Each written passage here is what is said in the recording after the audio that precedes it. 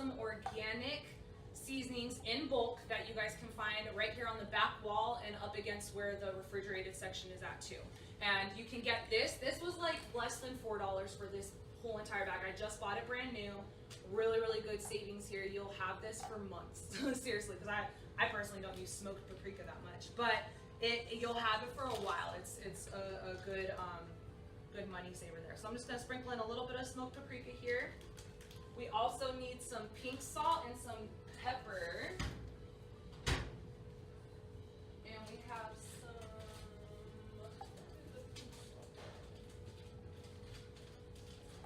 well, actually we have some garlic salt. If you don't have garlic powder, you can use garlic salt, just don't use the salt, okay? So I'm actually just gonna put in some garlic salt here, all right? Recipe calls for about a teaspoon. Again, once you get the hang of it, how you want to flavor things, you know, flavor it how your taste buds want you to flavor it. All right. And then I'm just gonna take a whisk and we are just gonna mix all of this flavor together. And it seriously just looks like a barbecue marinade. Like, that's literally all it looks like. It's multi-use sauce. Okay, so now that we have the sauce mix, we are going to preheat the oven here. The recipe calls for about 225, but I'm gonna do it for about 250, okay? The reason why we're doing it so low is because we're going to slow cook the slices and we are going to slow cook the marinade into the eggplant so that the flavors soak in, okay? Okay, so I got the oven preheated here. Then we are going to take our eggplant. Now, when you're picking out an eggplant, how many of you guys know how to pick out an eggplant? Nobody, right? I didn't know either. I had to ask the guy at Sprouts when I first picked up an eggplant. I was like, is this one good? Because I had no idea. So you want to feel the eggplant and feel if there's any soft spots. Now I have one right here. It's very, you can see it. There's a physical one, but you can feel like certain soft spots. If you feel like the eggplant is like a majority of it is squishy, it's not a good eggplant, okay? You want it to be a little bit firm, not too firm, because then it's not completely ripe at that moment. But you want it to be a little bit firm, a little bit soft, but any soft spots that you feel, if there's like all around it, don't do it. It's way too soft and squishy, okay? So, we are going to actually cut this little piece off right here. Get that out of the way. And we want to slice our eggplant about, I want to say like 1/4 of an 1/8 inch thick. Now, I'm not going to pull out a ruler and like measure it. So just keep in mind, the thicker the slices, the thicker the bacon, quote unquote bacon, is going to be, okay? The thinner it's going to be, the less time it's going to take to cook that it will need.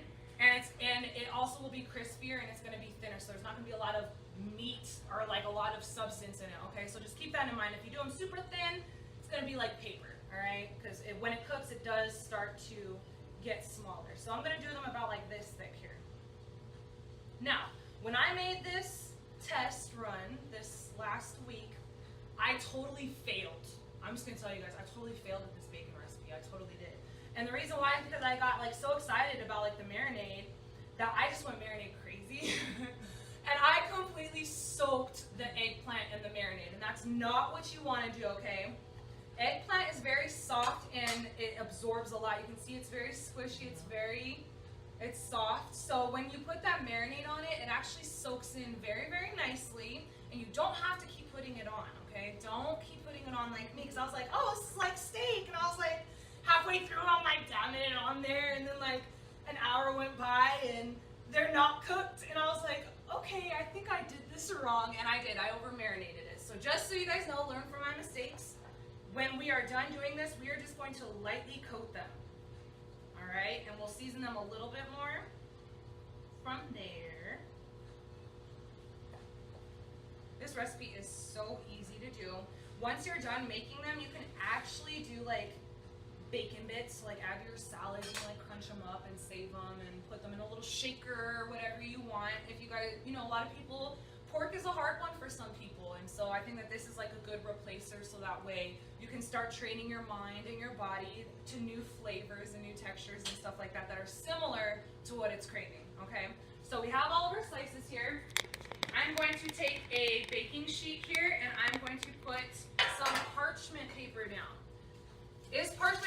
necessary, I would say no. If you don't have it, it's not like you can't make this. You can totally make it. However, it does help absorb the remaining, like, the marinade, so that way it doesn't like just sit there and soak into the eggplant. Okay, so I'm just gonna put this on here. All right. Then we're gonna take our eggplant slices and we're just gonna put them on here, face up. That one might be a little thick there. I might have to cut that one down.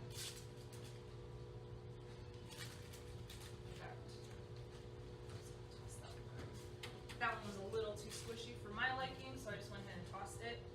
And I am going to just cut this in half. Okay.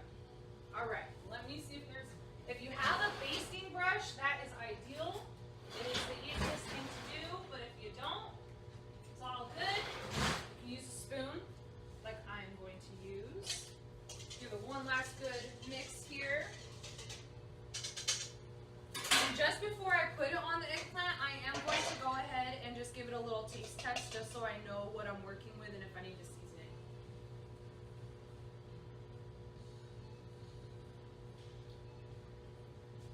I would say that it needs, it has a nice little smoky, it was like very subtle at the end. It has like a nice smoky flavor to it. However, it does have a little bit of strong on the coconut amino side, so I'm gonna add in just a little bit more maple syrup here, just to sweeten that out. Gonna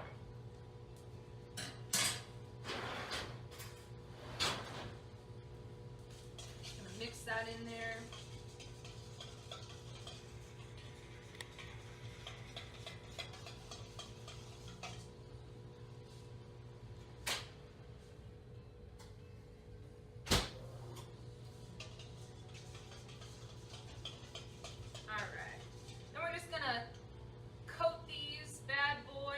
This marinade, get them nice and coated, that way you don't have to come back and feel like you need more like I did. And see how the sauce is like, it's a little bit thick just because of that maple syrup that we have in there, which is totally fine. That's exactly how we want it.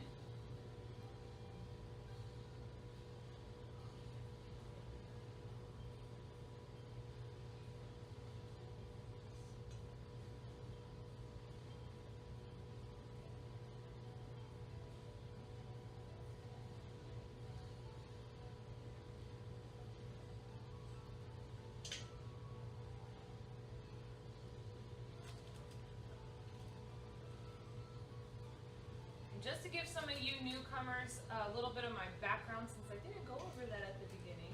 My name is Cherice Love. I am a vegan chef and also a lifestyle transition coach.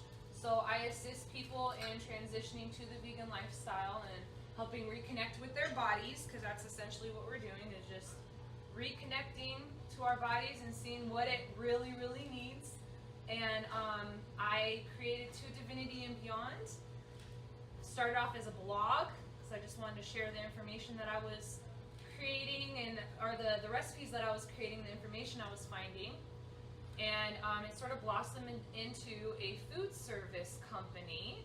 And now I also, not only do I do classes and do educational stuff, but I also provide weekly meal prepping, I do catering, I also do in-home lessons, or if you want me to go personal shopping for you, if you're too busy for that. It's pretty much turned into a very big passion of mine. I've been vegan for about almost 4 years now, I want to say, and it has been quite the journey for me. I am actually in the process of transitioning to raw vegan right now, because I've pretty much gone to that point of clean eating where I need to and I have to, because that's what we do. That's what happens when you start clearing up that connection with your body. Our bodies all of a sudden start wanting more fresher stuff, because that's what it's supposed to be processing, and not the over-processed, highly man-made, filled with sugars and foods like that. That's not what our bodies are supposed to be processing. And so, yeah, just to give you guys a little bit of background on myself. Now, I have completely marinated these eggplant steaks. They look like little steaks here. How much marinade I put on it. I didn't put a whole lot, and look at how the coloring of this, you guys. Oh. It looks like I like soaked them in it, right? Uh-huh. It literally like soaks into the eggplant meat, and it just flavors it really, really nicely. Okay. Smoked paprika on top, and then we're gonna put a little bit of salt there and I don't think they have pepper up in there, but I'm just gonna put a little bit of salt and paprika, and then we're gonna toss that in the oven. Here's some pink salt. We're just gonna put a little bit of pink salt over it. Just a light shake here over each little steak we have going on.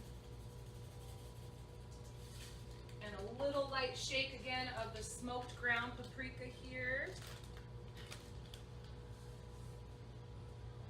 Give it that final smokiness. You can already see the sauce is already starting to soak into the eggplant.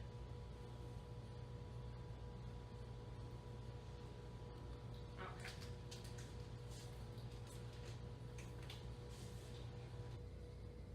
A little nervous with this oven here. It's always acting crazy. Okay, so we're gonna put it in the oven here. I am definitely gonna be keeping an eye on that because we don't want it to burn. Next, what we're gonna get started, we're gonna prep the veggie hash. The pancakes are honestly like the easiest thing to make out of all of this. So we're gonna go ahead and prep the veggie hash here. I'm just gonna chop up some veggies. Now, the cool thing about this veggie hash is that you can eat it for breakfast, lunch, or dinner. It really doesn't matter. But I know that a lot of people like to have that like almost like breakfast, you know, like burrito type of fillings, and that's what this pretty much is it has beans in it, vegetables. We have some red and green bell pepper. We have a yellow squash, some yellow onion, and black beans, and some gold potatoes. So the first thing we're gonna do is we're gonna start off with the gold potatoes, and I'm just gonna rinse these off really quick.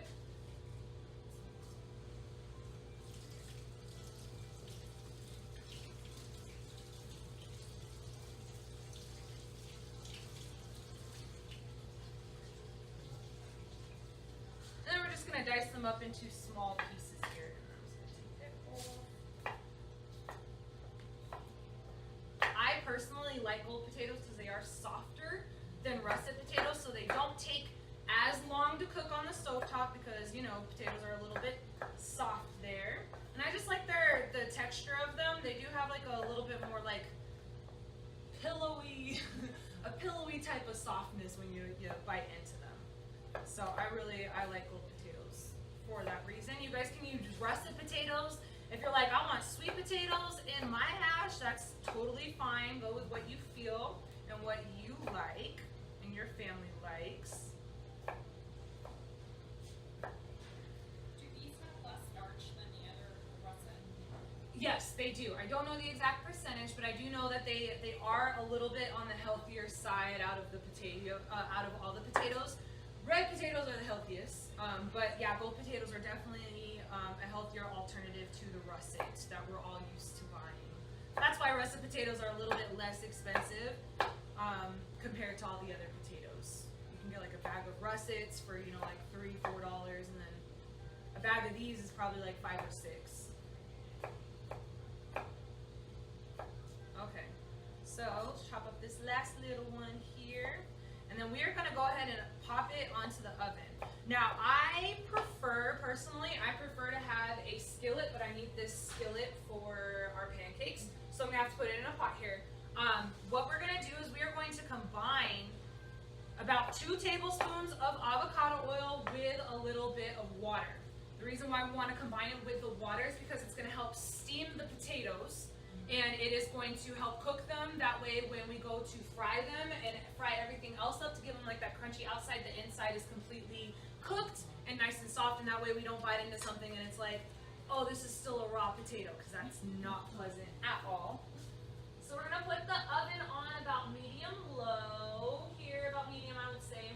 This stovetop gets very hot. This whole entire oven gets hot. Let's go ahead.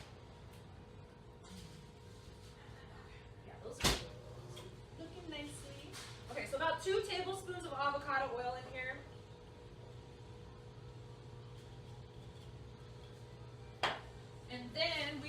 going to pop some water, just a couple droplets in here. I put on the recipe, I believe on the recipe card, I put about 2 tablespoons. So just match it with however much oil you put in there, but don't do too much there. Because we don't want them to be like just soggy, boiled potatoes. Okay, so we're just gonna toss our potatoes in there now.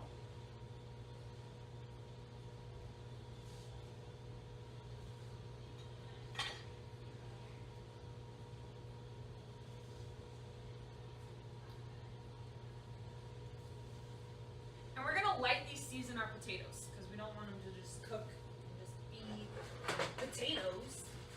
So we are going to put in, of course, some pink salt here.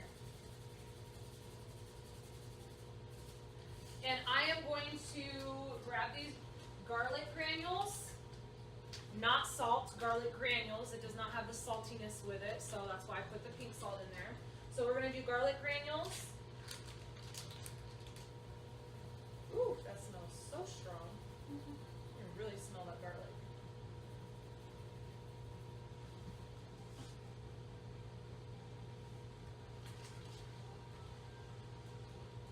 And I personally like to throw in some Italian seasoning because it's like a mixture of a lot of like herbs and stuff like that. So I'm just gonna toss in just about a teaspoon. Just do about a teaspoon.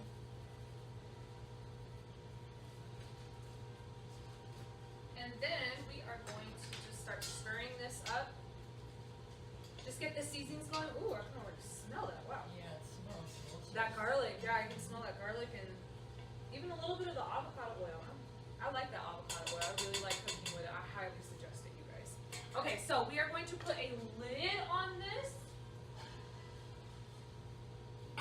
And we are going to let the potatoes cook while we chop everything else up, okay? Alright. So,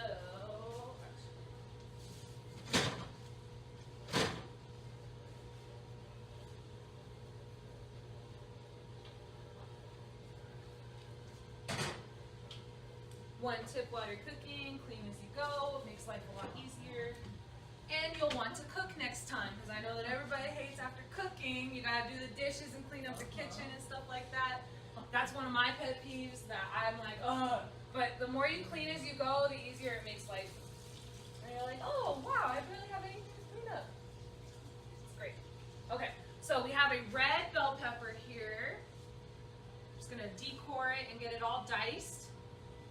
Again, you guys can add in whatever you feel that you want. I personally can't eat like spinach and kale like that, but if you guys want to throw in some spinach and some kale, that's totally cool. Like, go with what you enjoy and what your taste buds enjoy too.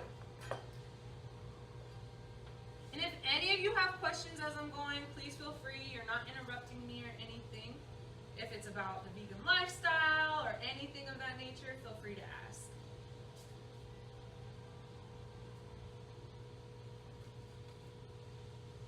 How you feel since you've been doing vegan?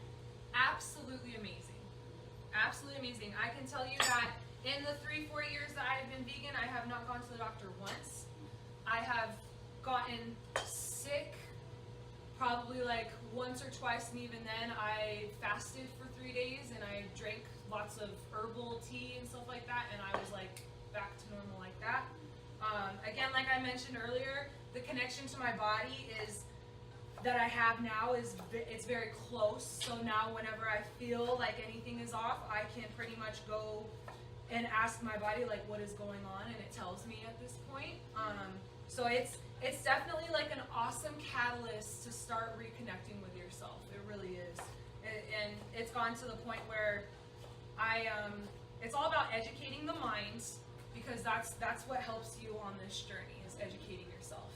Because the more you educate yourself, the easier it is to transition, the easier it is to cook for yourself, the easier it is to, you know, fight those cravings and those temptations that you get for things that you've been eating for a while now. And it definitely makes the journey a lot easier. So that's my number one recommendation is keep educating yourself. It's amazing that you guys took time out of your Saturday afternoon to come here. That's awesome.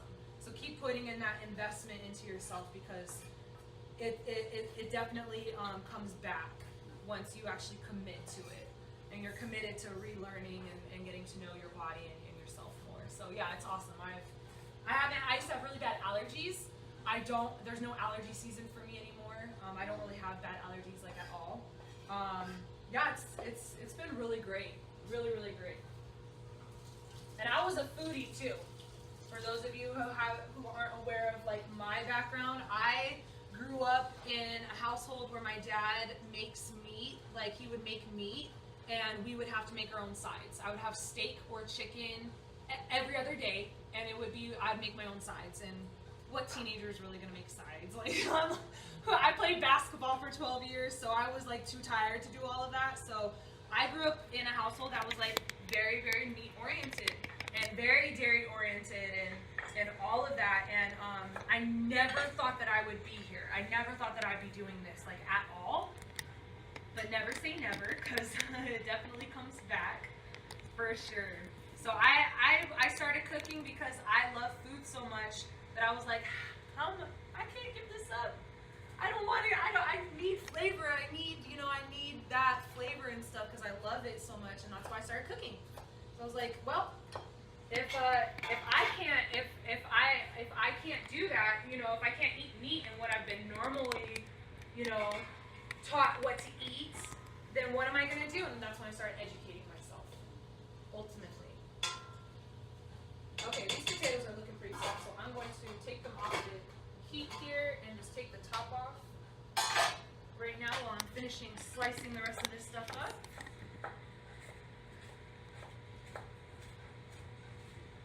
It's definitely a process though. I know a lot of people get worried because they've heard stories about people, they get sick when they've gone vegan and, that it's not good for their body. But you have to understand that your body's detoxing. When you start going vegan, it's detoxing from all the years, however many years that you've been eating animal products and things that it's not supposed to be eating. All those years that you have to basically like reprogram and detox from, it could take a while, and things get worse before they get better. That's how the body works, is that it's like it pushes it all out, and then it's like, oh, stabilized environment, now we can get level and get to where we need to be on a health scale. So just keep that in mind when you go to if you're like transitioning. I highly recommend to get your levels checked out. Go get a blood test checked out, so that way you do know where your body is at that point in time. And that way you'll know if you do have anything that is looking like it might be a little bit deficient and it needs a little bit extra boost, then you can educate yourself, how can I get that mineral? How can I get that vitamin? How can I get the substance that my body needs that it's lacking? And it was lacking before you went vegan at the end of the day. So yeah, a lot of people are already like, we have an over intake of protein because that's all we're focused on. We focus on protein and that's it. And all the other nutrients and minerals that our bodies need sort of get like they just get left in the dark. And that's why our bodies are so unhealthy, is because we actually need those minerals and nutrients just about, or even more than protein, because protein comes when we eat those minerals. So yeah, just to give you guys a little bit on that, if you guys are in the middle of transitioning, just keep going, keep pushing through, and keep educating yourself. If you're feeling something off, ask your body what it wants, what it needs. It will let you know if you tune in and actually take a listen. It'll let you know what exactly it needs. I start craving stuff when I know my immune system is down. I've been craving a lot more fruits and vegetables, but I know when I start craving fruits, it's because my immune system needs a boost, because that's where our immune system like really thrives, is off of raw fruits and stuff. So it's like little things like that you'll take note of your own body. Everybody's body is different, and it's about learning how your body, what it needs and what it works, what makes it work. That's the cool thing about this, is like, it's like, you gotta think of our body as like a vehicle. So we've all been blessed with a wonderful vehicle here that nobody told us how to take care of it 100%. They're just like, oh, you do this, you do that. So it's like, once you finally realize like, wow, I need to take care of this. That's when you find out that, hey, mine might be a Volkswagen and yours is a Chevy, and it needs different oil. Do you guys get that analogy there? And so it's like, only you can only I know exactly what my body needs. I don't need to go to somebody else and figure out, unless I personally feel that in my, like, I'm like, I can't figure this out, then I go and find somebody that's educated and can help me figure it out too. So it's all about that self-education and connection. Cherice, do you take any supplements, or is it all your diet? I do take a couple of supplements. I actually have some friends of mine. I'm actually meeting with them tonight, but they have their own protein powder that they use, that they actually created, and it's made out of like raw mushrooms, and it's made out of like all raw stuff that's like directly pulled from the plants, right? Really quick, I'm just gonna toss these veggies in here because these potatoes are pretty much done. We're just gonna toss everything in there.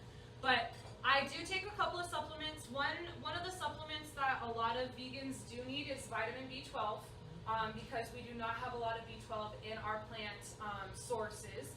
And a lot of people get that vitamin B12 through like fish and through other things, and we don't necessarily need to go through fish, but there are extra supplements for that. I actually take burdock root to help cleanse the liver, and it helps cleanse your blood too. So for me, I had some health issues that I needed to take care of, and I have a weakened immune system since I was a little girl. So I take burdock root to really like help boost my bloodstream and my blood flow and help cleanse my liver and sort of take the load off of my liver from cleaning everything from there. So yeah, those are pretty much it. And then the company is called Raw Yogi. They have vegan protein powder. They also have a mushroom mix that's like reishi mushrooms. Ashwagandha root is in it too, like really like the good stuff. And you guys can find them if you go on my Instagram page, Raw Yogi, or if you guys have your own Instagrams, you guys can see that they're on there too if you guys want to check out their products. They're really, really awesome. Really awesome. It's like their protein powder that they have, after I drank it, I felt like I could run a couple of marathons. Like, because they put natural cacao in it and the mushrooms and ashwagandha root, and it's all natural energy that our body is like, it thrives off of. So you give your body like a taste of that like one time, and it's like, oh my gosh, I need that. That's the type of energy that I need. So that's definitely one product that I highly, highly recommend to check out is the Raw Yogi brand. So we have our potatoes in here. I just threw all the veggies in there. I'm just gonna dice up this onion really quick.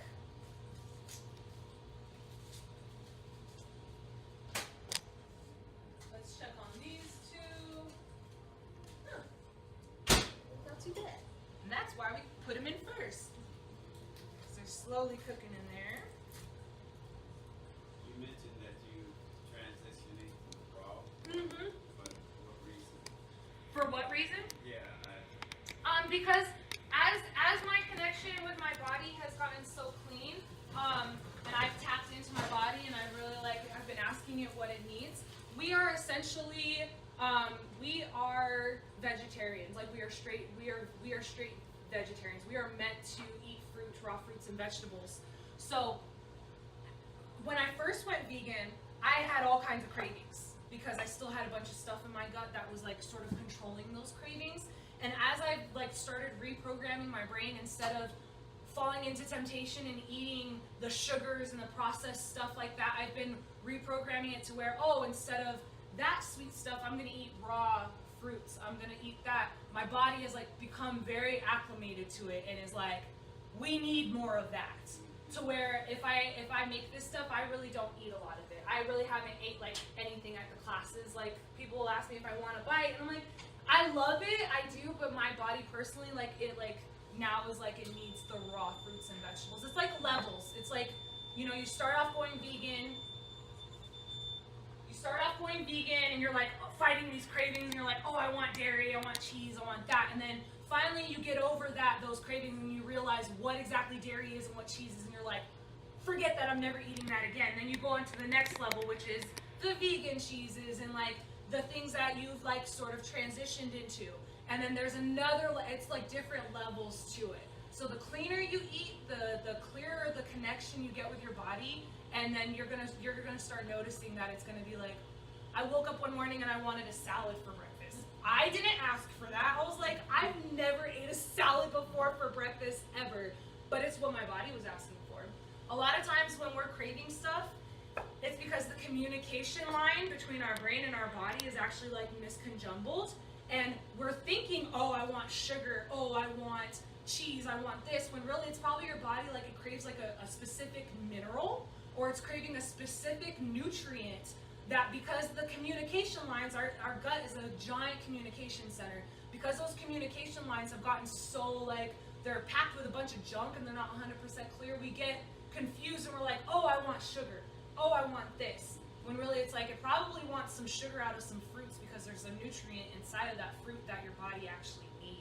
So it's all about the mentality of how you view your food and how you are setting that intention when you eat it. Are you eating just to eat for flavor, or are you eating to actually nourish your body and so that it gets the nutrients that it actually needs? Pretty much. So I've been like delaying this transition for over a year. I've been feeling it for a while now, and I've been saying it for a while, and then one of my friends was like, hey, Cherice, I think you need this more than I do, but I need help going raw vegan. And I was like, all right, I'll start the research. And I started researching it. And yeah, I've been learning a lot about the raw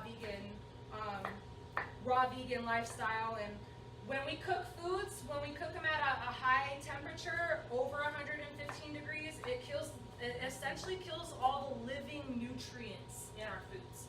In our food, the vegetables and stuff that we eat, it's living nutrients. That's why like we can put plants in water and they like regrow, or they like, you know, you can put lettuce or like cilantro in a glass of water and it like perks up the next day. It's because it's living, it's still alive, even though it's been plucked. So our bodies essentially want all of that living nutrients and living like good stuff, you know? So that's you may feel it once you go on your journey, you know, on your transition, and you're like, what the heck? I never liked grapefruit, ever. I cannot get enough of grapefruit now. My whole entire life I hated grapefruit. I absolutely hate it. Now I can't get enough of it. And it's like little things like that you'll notice that your taste buds, it's like, oh, because we gotta deprogram our bodies, deprogram the taste buds and everything that we've been told to eat and how we've been told to eat, instead of figuring out what exactly does my body like. Instead, what were we forced to eat growing up? I was forced to eat a bunch of stuff growing up. I'm going to add in a little bit more seasoning into our hash here. So I have a little bit of onion powder. I like to add that in, just to give a little extra flavor. And I'll walk around so you guys can see what the hash is looking like right now. So it's looking pretty good. It has like a nice rainbow to it, rainbow color to it. A little bit more Italian seasonings. Alright. You talked about how when the food gets heated up to above 112 or Yeah, 115. 115. Mhm. Yeah. What about when the food gets frozen? Does it also make it sort of alive? It just can't. It can't be like there's a certain kind. I think it's like if it's air freeze dried. Is that what it's called? It's like where it's like. Instant, whatever. Yeah. If it's like instant, you can definitely freeze your stuff. For example, I've been following a lot of raw vegans, and they do a lot of like smoothie bowls or ice cream, and they freeze their bananas and their fruits and stuff like that all the time. As long as it's not cooked beforehand, which if you do get stuff out of the freezer section, you have to check because you never know. Like I've been doing research, so you have to like just double check and make sure. But for the most part, like for our sauce we're making today, I just grabbed some harvest berries. And say they're just frozen organic fruit. So yeah, you can totally freeze stuff. Totally. And you can actually dehydrate stuff too. A lot of raw vegans use a dehydrator is what it's like the secret key. It is like I saw someone made a lasagna the other day, and I follow some amazing chefs on Twitter that are raw vegans, and they blow my mind. Like every single time, I'm like, how? I'm like waiting for them. They have like cookbooks that they have coming out, and I'm just waiting. I'm like, when are you guys releasing this cookbook? Because I need to know. I need to know the secrets too. So we got our hash going. I'm just gonna walk around so you guys can see what it looks like right now. Yeah, we're just gonna let it cook like on a low heat while we're finishing up, or while we start on the pancakes. Veggie hash and a piece of the bacon. I personally, just because I have been transitioning more to the raw vegan, I don't cook my veggies all the way until they're squishy soft, because again, that kills all the nutrients out of it, just so you guys are aware. Now we're gonna get started on these pancakes. Woo-hoo! I'm so excited. So, pancakes. What we are going to need for these pancakes, I'm going to actually move this over here for right now. Alright, so first things first, we are going to need 2 cups of all-purpose gluten-free flour. You guys know I love Bob's Red Mill. This is like my favorite gluten-free flour. It's a blend. It has garbanzo bean flour, potato starch, tapioca flour, whole grain, sorghum flour, and fava bean flour. It really holds everything like nicely together, which is a little bit difficult when you try to find like the almond flours or coconut flours. Those sort of like are more crumbly. This really like holds it together. And the reason why it holds it together really nicely is because of that bean flour. The garbanzo bean and the fava bean flour is like really holds it together nicely. So we are just going to take 2 cups of all-purpose gluten-free flour.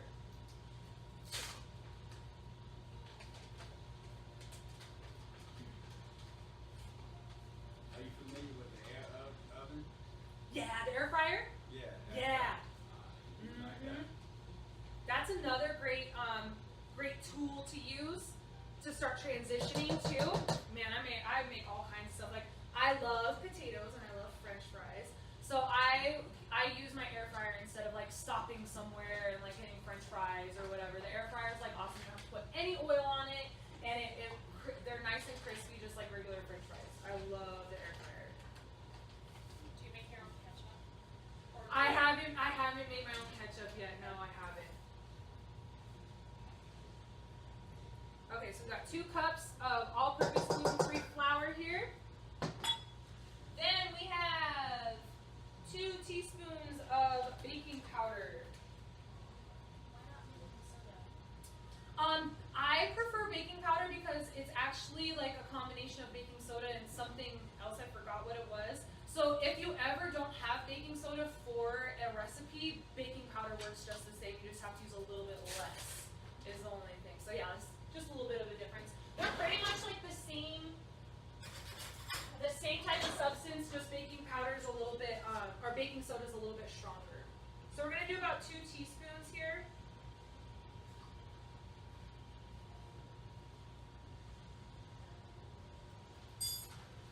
You guys want some cinnamon on your pancakes today? Okay, cool. We'll put a little bit of cinnamon and a little bit of pink salt. So I do like no more than a teaspoon of cinnamon because you don't want them to be like too cinnamony. I'm just gonna check on these really quick. See how these are going. And then we need a little bit of pink salt. So recipe calls for about a half a teaspoon of pink salt.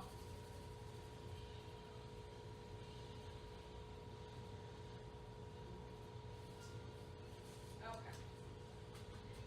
Then you want to mix all of the dry ingredients together. You can use a whisk or a sifter to sort of get all the clumps out. It is gluten-free flour, so just make sure you get all the clumps out. I think it may need a little bit more cinnamon. Just looking at it, color looks a little bit light. I want it a little bit darker.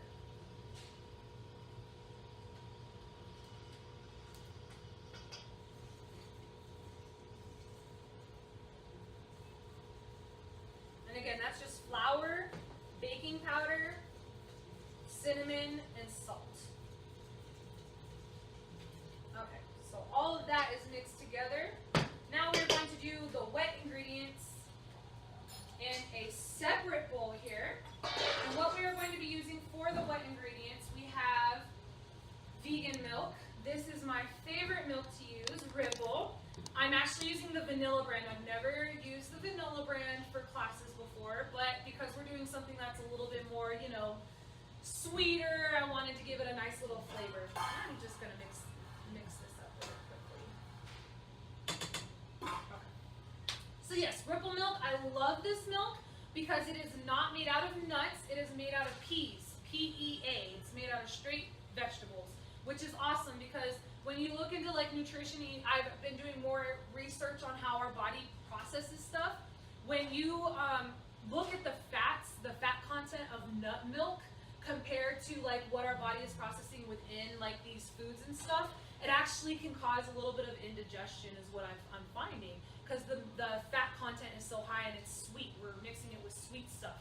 And our digestive system's like, whoa, whoa, whoa, whoa, whoa. So I love this milk for that reason. You can put it in smoothies. You can make the nice cream out of it. It's really, really good, and it's made out of peas too. And it also has a good amount of DHA, omega-3s, has 50% more calcium than milk, and it has 8 grams of plant-based protein just from the peas alone. So I love Ripple. So we are going to put in 1.5 cups of vegan milk.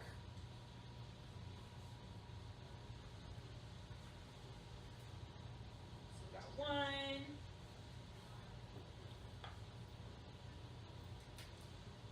And a half there.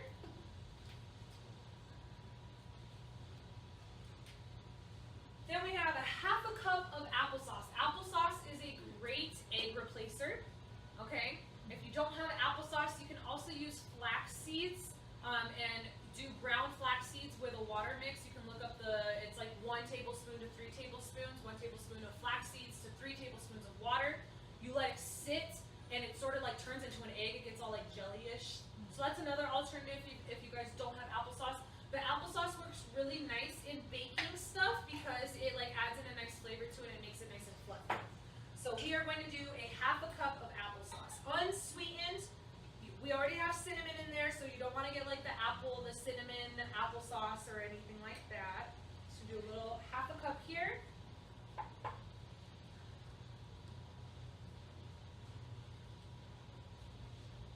Then we have 1 tablespoon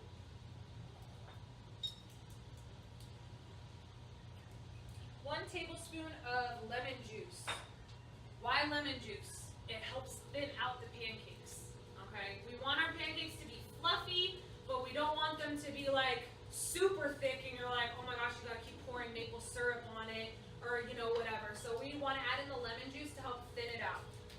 And it says about a tablespoon. So just do about a tablespoon. Then we have about a teaspoon of vanilla.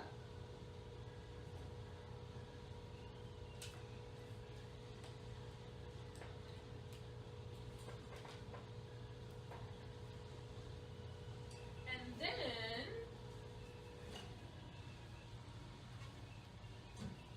the recipe card calls for 2 tablespoons of melted butter, but we're going to just use avocado oil so I don't have to melt any butter down. It's the same thing.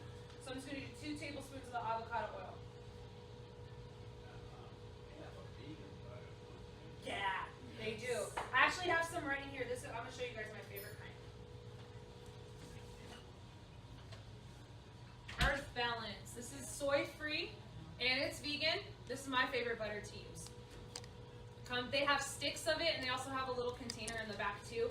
They're the same price, but this one I think you get a little bit more for your money on that one. So yes, that is my favorite one to use. So we have vegan milk, applesauce, avocado oil, and we also put in some vanilla, and we are going to mix some lemon juice, and we are going to mix everything together here.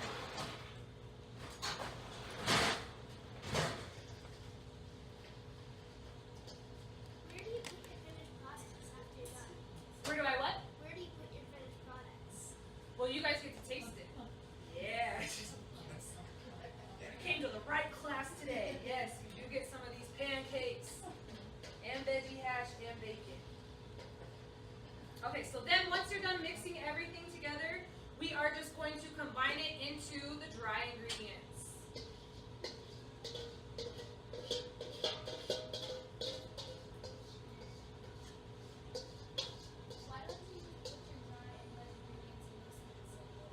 You want to make sure that all of the wet ingredients are nicely mixed together before you just go pouring it all into there. Okay, same thing with your flour. You want to make sure that the flour, the baking powder, the salt, and the cinnamon is all mixed in nicely together, because when we start doing this and it turns into a dough, you don't want everything to just be all into one clump. You want to make sure that it's mixed thoroughly and everything gets mixed nicely together. Good question. So we're just going to mix everything together here.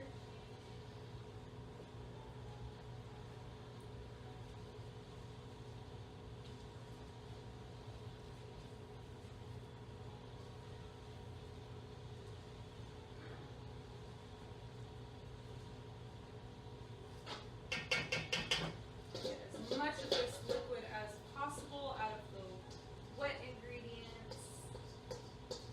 Okay.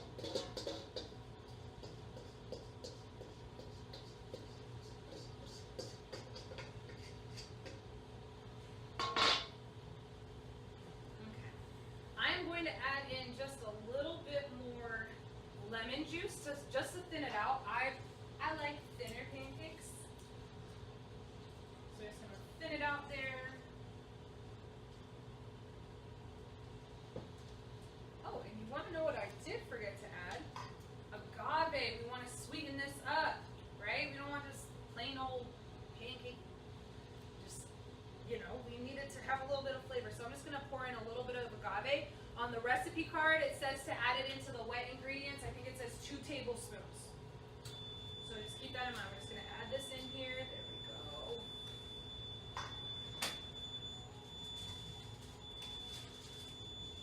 And this bacon is looking really good. So let that cook a little bit more. So just so you guys know what it's supposed to look like, it's animal free. No eggs necessary. No dairy. See how it's thick, but it's not too thick. That's how I like my pancakes, personally. Okay, so what we are going to do now is we are going to make the pancakes, but we're going to clean as we go first. Let's get this stuff out of the way. And let's also take a look at this really quickly. Turn it down. Oh yeah. Woo! Yeah. You smell it? Yeah, the big old whiff. It was like, woo! I was wondering what your favorite way to get your omega-3 DHAs in. I personally do like to eat walnuts a lot. Walnuts is a good source for that. And I make, now that I've been transitioning to the raw vegan lifestyle, I make a little smoothie bowl in the morning, every single morning just about, and I use the ripple milk. And it gives you like a good portion, a good serving of that. And I also put in some spirulina powder, which is sourced from algae, directly from the sea. And that's where we get a lot of those omega-3s that we're missing, because when we get fish oil, we're going to the middleman. The fish is actually the middleman. If we would just eat straight algae and stuff, the nutrients and minerals straight out of the water, we would get those omega-3s, but we don't. We get it from the fish and stuff. Oh wait, that butter. What is the name of the supplement again? Omega-3s. The algae. Oh, the algae, spirulina. Spirulina, spirulina. Spirulina. And that has EPAs and DHAs in it? I believe it has the DHAs in it, not ALAs. You know the difference. I don't know the exact difference between the LAs and DHAs. I know that we get a lot of ALAs, omega-3 ALAs, out of our regular everyday diet, and anything that you say that says it has DHA or the omega-3s in it, and more than likely is saying it has ALAs. So that's why it's a little bit harder to get those DHA omega-3s. So yeah. Okay, so for these pancakes, we're gonna take a lot of butter because this thing gets hot really, really fast. But we're gonna, if you guys have coconut oil, is a good one to use as a non-stick for these pancakes because it gives it a nice little coconut flavor to it too. Or you can use the butter, whichever you prefer. So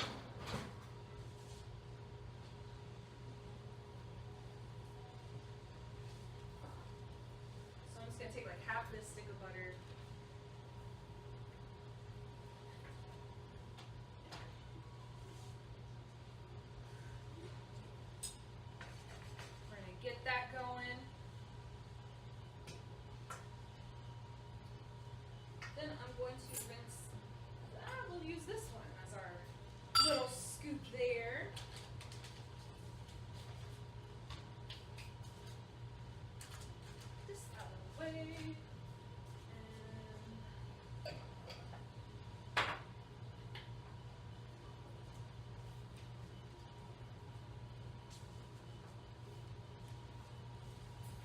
make sure you keep the butter handy because if it's like this stove top, you may need to add in a little bit extra as you start doing each pancake.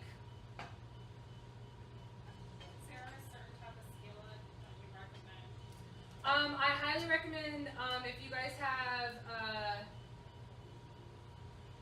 it's called, it starts with a T. Teflon? Not, yeah. It's like that. It's like a healthier version of a healthier metal to use. I think it is Teflon. I think those are the type of pans that I have. Or if you have a ceramic's really good to cook on too. It's a little bit more expensive, but it's really, really good to cook on. Unfortunately, this stove only takes a specific kind of equipment. So they have like sensors on the bottom of these, so I have to use these kind of skillets here. All right, cool. Everything's starting to bubble. So we're gonna I have like a half a cup right here. We're just gonna put in half a cup at a time of our pancake mix. And I actually am going. You want to put it on like a medium low, because these cook pretty fast.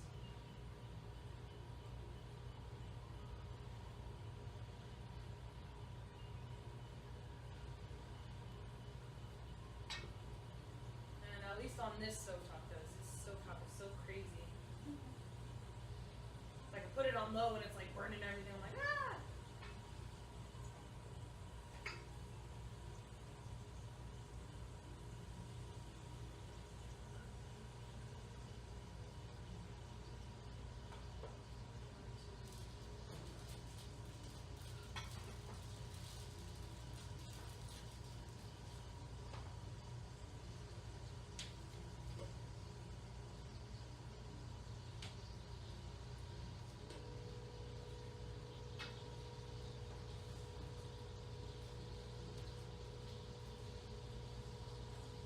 Okay.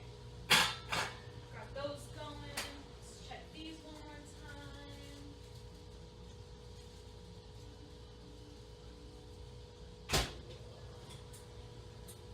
So what I'm doing for the bacon, just for time purposes, I just turned up the heat a little bit, not too much. I turned up the heat just a little bit, just to give it a final crunch, to like give it a final like cook here, because I want to make sure that it's like nice and crunchy when we get everything going.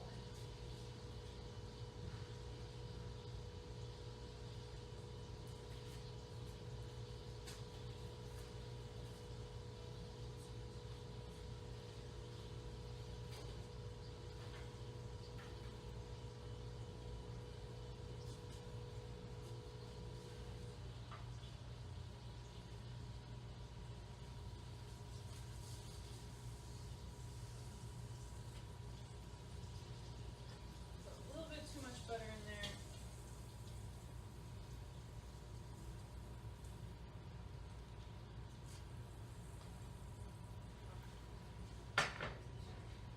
Okay. All right. So we're just gonna wait for these to cook here, and I'm just gonna start cleaning up a little bit so that way everybody can get some. You can smell that cinnamon. That's delicious. Mhm.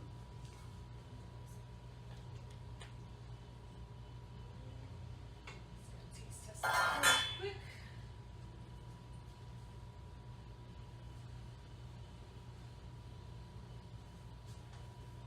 Make sure the flavors are right and the potatoes are cooked.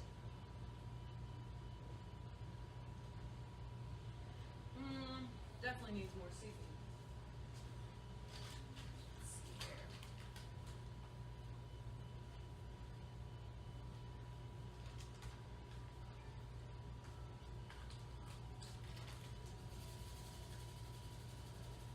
If you ever go to taste test your food and you're like, it's there, but it's not like, it's not right there, add more salt. What salt does is salt helps bring out those flavors that you already have in there. Add a little bit more salt, and if you're like, okay, no, it's not there, that's when you need to start adding in the other flavors. For sure. Oh, yeah.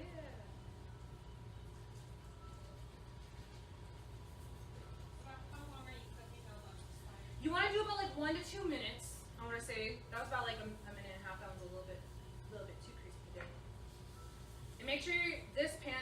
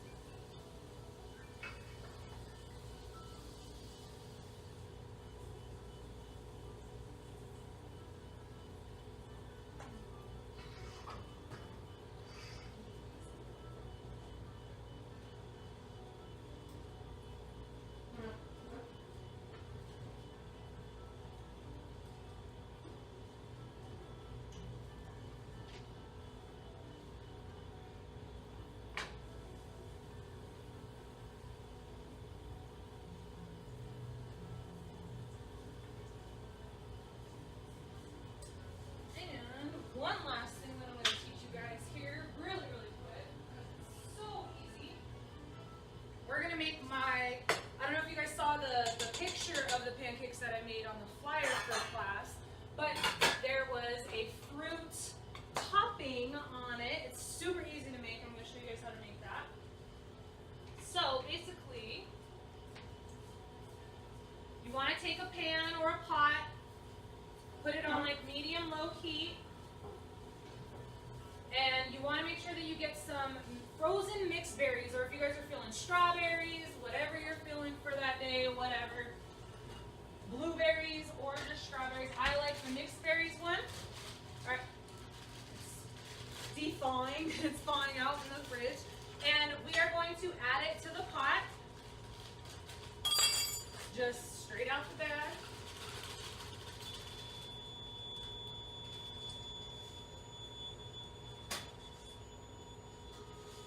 Oh yeah.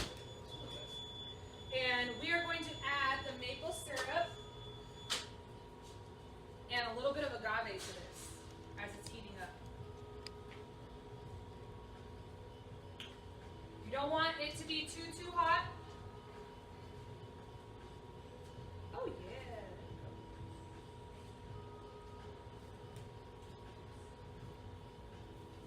But you want it to get it to where it melts the fruit down, and it sort of like fuses the maple syrup and the agave together.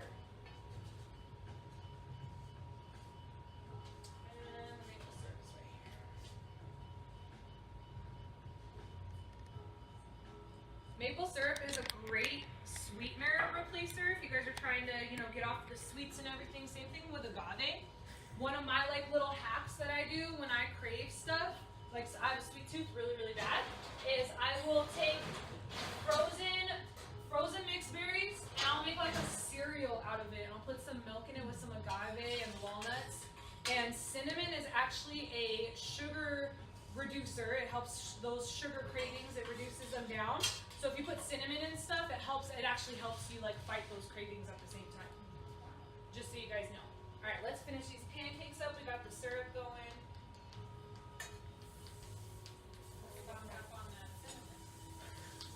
Yeah. I put it anytime I have a sugar craving. I put cinnamon in everything, like just about everything.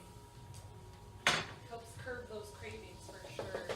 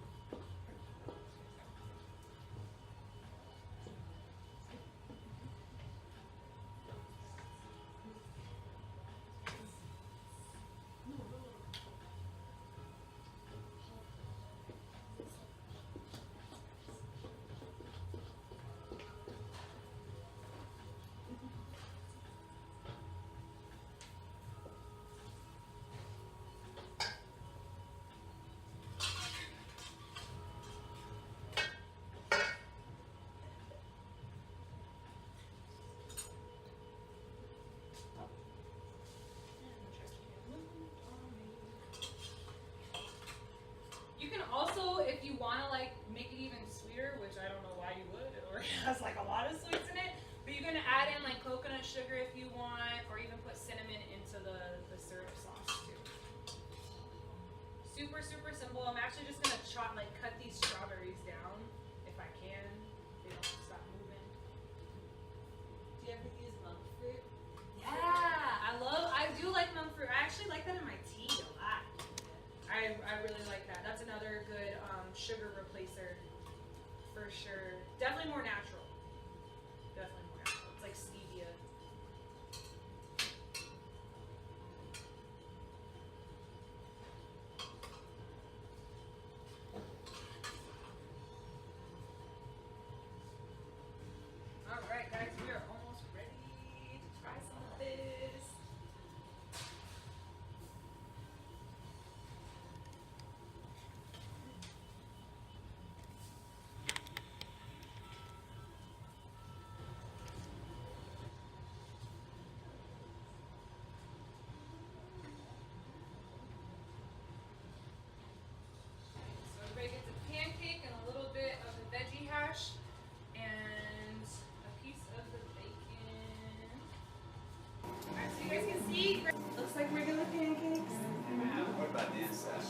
The inside is nice and fluffy. It's nice and fluffy. I won't be eating anything. To come into class while you're on a fast, that's awesome. Like, I applaud you on that. Because when I'm fasting, I'm like, I'll stay away from the smells, please. That's a practice of mindfulness right there. Came to a cooking class on a fast. That's awesome. I want to take the bacon out. I think the bacon might still a little bit too soft here. I don't know. It might be ready. We'll take a test of it. So here's what the bacon looks like, just so you guys know. And remember how much marinade I put on it? I didn't put a whole lot, and look at how the coloring of this, you guys. It looks like I like soaked them in it, right? It literally like soaks into the eggplant meat, and it just flavors it really, really nicely. Okay? Now, I highly suggest when making the bacon, let it cook a little bit longer. I don't think that it's at the crunchiness that we want it to be at, but you guys can get an idea of the flavor for sure today. So let me cut these up really quickly.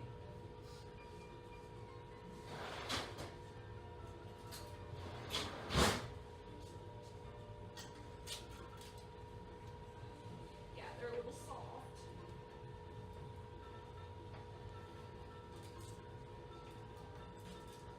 Aw, this is sort of disappointing.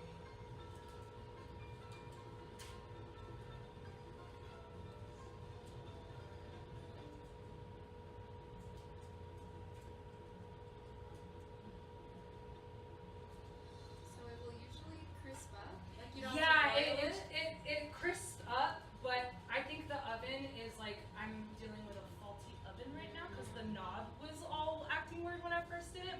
So unfortunately, these are definitely way too soft.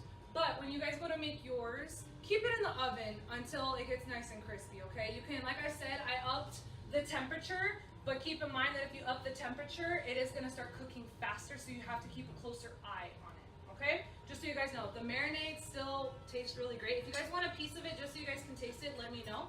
But you guys can come up and we can start getting some of this pancake action.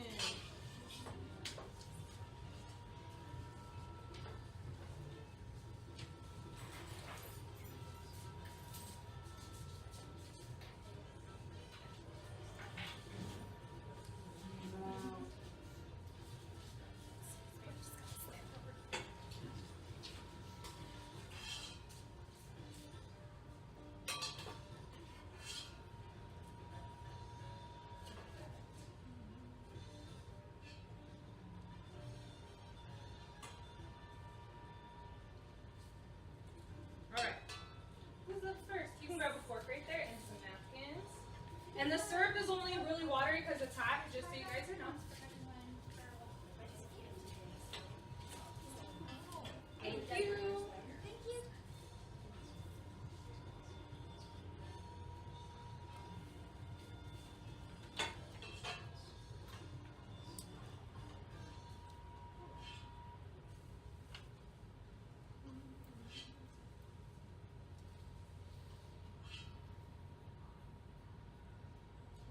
There you go. Make sure you grab a fork right there and a napkin too. Oh, that looks amazing. Oh, that looks yummy. Yes.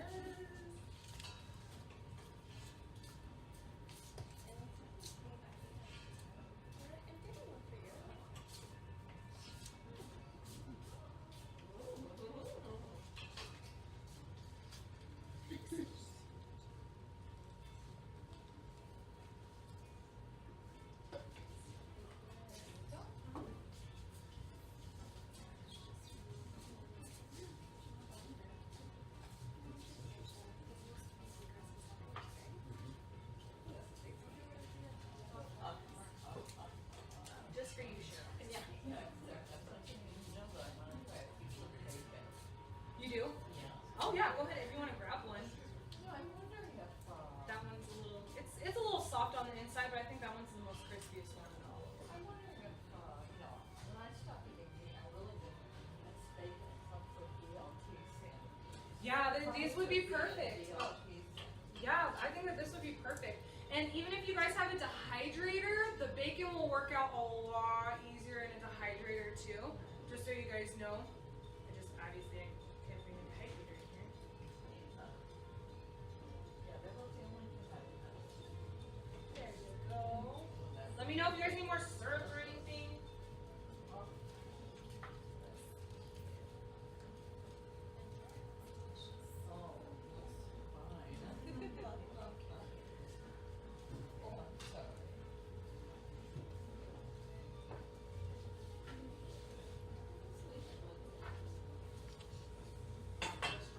No strawberry? You said no strawberry, right? Okay. Let's get some blackberries and blueberries.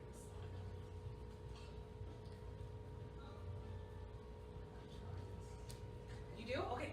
Pick out a piece, whichever piece you want. Go ahead. Yeah, that one looks a little bit more. Whoever thought that would kind of like taste like bacon? It has that smokiness, right? Yeah. It doesn't taste like meaty bacon, but like a thick bacon. Yeah, you could do that with BLT.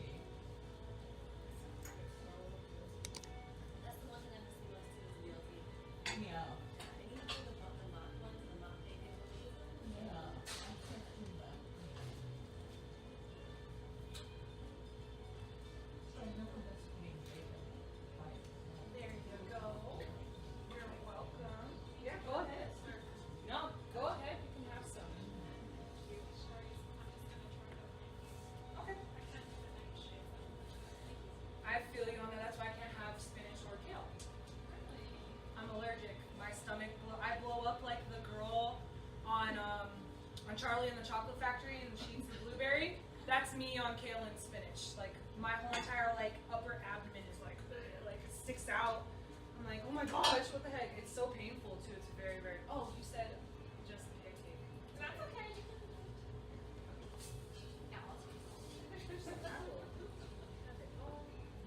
I wish I could try it though. It looks delicious. I know. Oh, it's like when it's like that example that I was saying, that when you do start cleaning up that connection with your body. I didn't even know that I was allergic to nightshades until I went vegan and I cleaned up that connection. Because like when your body's trying to figure out like it's going on, like there's a bunch of different reactions. Like I was allergic to gluten, I was allergic to a bunch of other different things too that I didn't know exactly what my body was doing after I ate. But now that I have that clear connection, I know exactly. Like for example, I catered a brunch in February, and they had somebody else cater part of their food, and it was labeled vegan and gluten free. Yeah. Mhm. But she didn't want the. Yeah. Yeah. No, it's okay. It's okay. No, it's nice shape. I can't do. Yeah, it's the I can veggies. do this. Yeah, it's the veggies. I don't want this. You're good. Oh, Delicious. Thank you. I totally feel you on that. Yeah, I didn't find out about the nightshades until just a few months ago. Mhm. And it has to do with cleaning, detoxing, I guess. Yep. I You thought- won't realize it until you like get to that point and you're like, oh wow, what is that reaction? Like I was eating kale salads and stuff because I went vegan, and I was eating kale salads, and then all of a sudden one day, like by the end of the day, I was just like, what the heck is going on? It was so painful. Oh, right. Yeah, it's good. Yay. It was so painful, and then I went to, my sister's allergic to nightshades too, and she's like, well, what did you eat today? I was like, well, I had this kale salad, and she was like, you're probably allergic to kale. And when we talk about nightshades, what nightshades are, they are the vegetables. So everything has like their own little defense mechanism, right? So nightshades have a little bit of a stronger defense mechanism, and they actually excrete out this gas. I forgot the exact name of it, but they send out this gas when you cook it, or if you bite it and you eat it. It will send out this gas that a lot of people's bodies do not respond well to. Like for me, I bloat. I get very painful. Like it's very painful up in here. It's not in my stomach. It's like up in my abdomen area up in here. And the only way that you can eat nightshades, my sister let me know, you can't eat them. You just have to cook them. You can steam them to get the gas out. Then you have to rinse them off because they sit in their gas. The gas turns in, if you like put a lid on and you're steaming it, the gas turns into liquid, and then it's actually in the whatever liquid that you're cooking it in. So I had some like kale greens for like Thanksgiving one year, and I was like, oh, I can eat them. No, there's that gas in all the juices, and like within like less than 30 minutes, I felt that like bubbling happening, and I was done for the rest of the night. I like went and laid down because it was just so painful. With me, it's been the potatoes, Really? Oh. and I love. So I switched over to sweet potato. Mm-hmm. But Yeah. It's been the potatoes and bell peppers. Bell peppers. I love bell peppers. Yeah, that's what I'm finding on my research to this this raw vegan lifestyle is like when you start like cleaning up that connection, your body like it prefers to have the easiest way to process things is what you'll find. And that's what essentially we're doing is we're cleaning up that processing by going vegan. We're cleaning up our gut. We're cleaning up that communication center so that way we can connect with our bodies and see what exactly it needs. I know, I used to have joint pain all the time, and when I stopped eating all that junk, that just went away. Mm-hmm. Yeah, and a lot of times chronic inflammation, chronic pain is usually like just it's a sign. It's our body trying to tell us like something is not functioning right. It's like when I had acne for so long, and my body was trying to tell me like, hey, you're allergic to a lot of stuff, and I didn't know. I thought that it was hormones. I thought that it was this and that. But now as I've been cleaning up my diet, my skin has been clearing up so much, and it literally is from the inside out. It's figuring out what your body needs and what it works with it and what doesn't. Like, it sucks because I like to see all these recipes with like kale and stuff and spinach, and I really would like to eat them, but I can't. They're full of like really good nutrients and stuff. So if you guys can eat that stuff, eat it all up for me because I can't eat it. What is the best advice you can give to someone who's transitioning? Educate yourself. That's like my number one piece of it. If you truly want to live this lifestyle, the key is getting your mind there and everything else will follow. Because our mind controls everything on our body. It essentially controls those taste buds or those cravings. And if you are still having cravings, it's because you may still have some bacteria in your gut, that candida, and there's other like certain, I don't want to say diseases, but there's other certain bacteria that feeds off of animal protein, animal products, dairy, and all the stuff that our bodies are not supposed to be eating, but they are like sitting there just like, they make you feel like you need it and like you want it.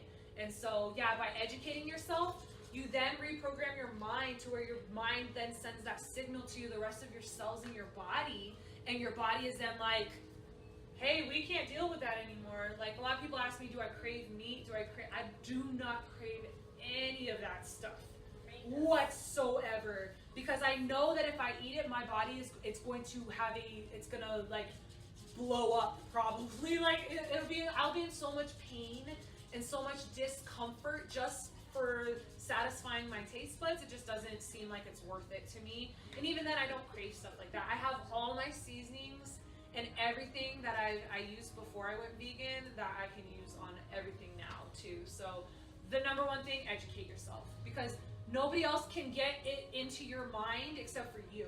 Nobody can get you taking those steps except for you. So if you truly want to do this, you have to educate yourself. You can't just, hey, can you make meal? Like, I have people that buy meals from me, but in order for them to truly, like, you can feed yourself all that stuff, but if in your mind you're like, I'm not ready, your body isn't going to be ready. So you have to prepare yourself, and you have to educate yourself and get that information so you know why you're doing what you're doing. So you know, this is why I don't eat chicken and I don't eat eggs. Not because, yeah, it's because of the animals, we want to save the animals, but what's the real reason why? What is it doing to my body? What is dairy doing to my body every time I consume it? What's happening with my digestive system, or why do I break out every single time? It's like figuring out the why. And when you know the why, it just makes it that much easier, you know? So just educate your guys' self. I have a lot of information on my website. It's for free. I have a lot of different blog posts. I have recipes on there. Some of my recipes that I've taught here, I have on there too. I have some that I haven't taught yet. I have Alfredo bake, macaroni and cheese, macaroni and cheese, spaghetti. I have a veggie pasta bake. I have a bunch of different Mexican dishes, enchiladas, empanadas, stuffed bell peppers, ground beef crunchy tacos. Like, there is a plethora of foods that we can eat. There's actually more foods that we can eat.